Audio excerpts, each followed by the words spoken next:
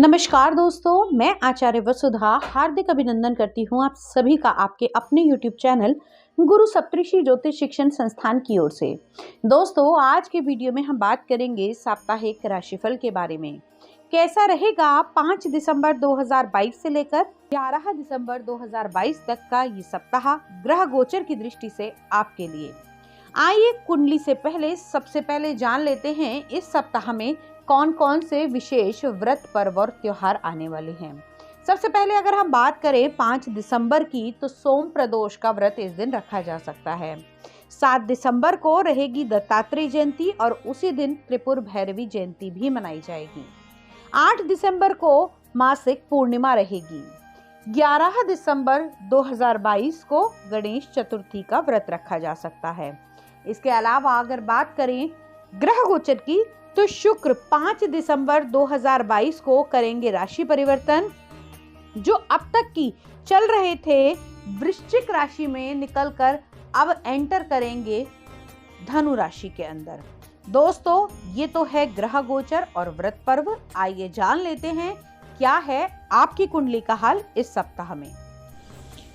तो चलिए बात करते हैं मीन लगन वाले जातकों के लिए कैसा रहेगा ग्रह गोचर की दृष्टि से ये सप्ताह। सबसे पहले जान लेते हैं आपकी कुंडली में ग्रहों की स्थिति। मीन लगन की अगर मैं बात करूं दोस्तों, तो देवगुरु बृहस्पति आपके लगन में विराजमान हैं। राहु इस समय गोचर भ्रमण कर रहे हैं आपकी कुंडली के दूसरे भाव में। मंगल का गोचर चल रहा है कुंडली के तीसरे भाव में वक्र स्थिति में।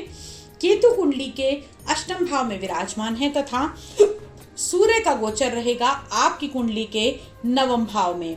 वहीं बुध और शुक्र की युति बनेगी कुंडली के दशम भाव में।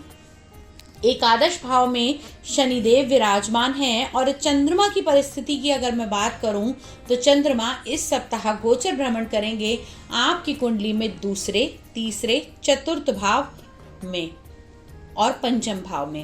अब इस ग्रह गोचर का आपकी कुंडली पर क्या प्रभाव पड़ता है, आइए उसे जान लेते हैं। मीन लगन वाले जातकों के लिए ये सप्ताह बहुत ही महत्वपूर्ण रहने वाला है। इस सप्ताह में आप लोगों को आपके करियर की नई राह मिल सकती है। इस सप्ताह में आप लोगों को विवाह की भी कुछ गुड न्यूज मिल सकती है अगर आप विवाह करना चाहते हैं। इस सप्ताह के अंदर आप लोगों को कुछ ऐसे लोग मिलेंगे जो कहीं ना कहीं किसी भी प्रकार के बड़े पदों पर कार्यरत होंगे और उनके द्वारा आप लोगों के व्यवसाय में आगे बढ़ने की नई राह मिल सकती है। इस सप्ताह में आप लोग अगर अपने कार्य क्षेत्र के अलावा अपने घर के ऊपर ध्यान नहीं देंगे तो आपकी परिस्थितियां थोड़ी सी बिगड़ सकती हैं। बच्चों का विशेषकर ध्यान रखना होगा। इस सप्ताह में आपकी संतान कहीं ना कहीं उग्र हो सकती है, आपको अवॉइड कर सकती है, आपकी बातों को अनदेखा कर सकती है। तो आप लोगों को बहुत ज़्यादा अपने बच्चों पर ध्यान देने की आवश्यकता है। इस सप्ताह के अंदर अगर हम बात करें पार्टनरशिप के बारे में, तो दोस्तों पार्टनरशिप के लिए ये सप्ताह बहुत ही शुभ रहने वाला है। इस सप्ताह में आप अपने व्यवसाय से जुड़ी हुई पार्टनरशिप को एक और पहल आगे दे सकते हैं।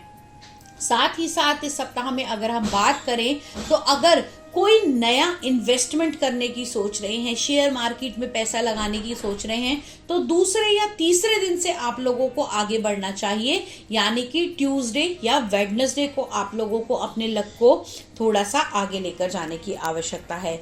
इस सप्ताह में अगर मैं बात करूं कि आप लोगों को जो रुका हुआ पैसा था वो भी वापस आ सकता है। आप लोगों के शत्रु भी आपसे इस सप्ताह में परास्त होते हुए दिखाई देंगे। भाग्य का पूर्ण सहयोग प्राप्त होगा। साथ ही साथ कुछ नया ऐसा आपको मिल सकता है जो आपकी पैतृक संपत्ति से जुड़ा हुआ हो। भाइयों के साथ में अगर कोई वाद विवाद चल रहा था तो उससे भी मुक्ति मिलती हुई दिखाई देगी। दोस्तों, ये सप्ताह ओवरऑल आपके लिए बहुत ही शुभ रहने वाला है, लेकिन घर से निकलते समय आपको भगवान लक्ष्मी नारायण की, भगवान कृष्ण की या भगवान विष्णु की पूजा करके घर से बाहर निकलना चाहिए, क्योंकि अभी देवगुरु बृहस्पति आपके लगन में ही लगन के स्वामी विराजमान हैं। और अगर आपका लगन मजबूत होगा तो आपका व्यक्तित्व और भी ज्यादा निखर कर आएगा। इसके लिए अपने घर के इष्ट की पूजा अवश्य करें, अपने गुरुजनों का और अपने माता पिता का आशीर्वाद अवश्य लें। लकी कलर आप लोगों के लिए रहने वाला है डार्क मरून कलर और लकी नंबर आप लोगों के लिए रहेगा नंबर 8। दोस्तों, ये तो था आपका राशिफल। हर व्यक्ति की अपनी अलग कुंडली है, अलग ग्रह हैं और अलग नक्षत्र हैं।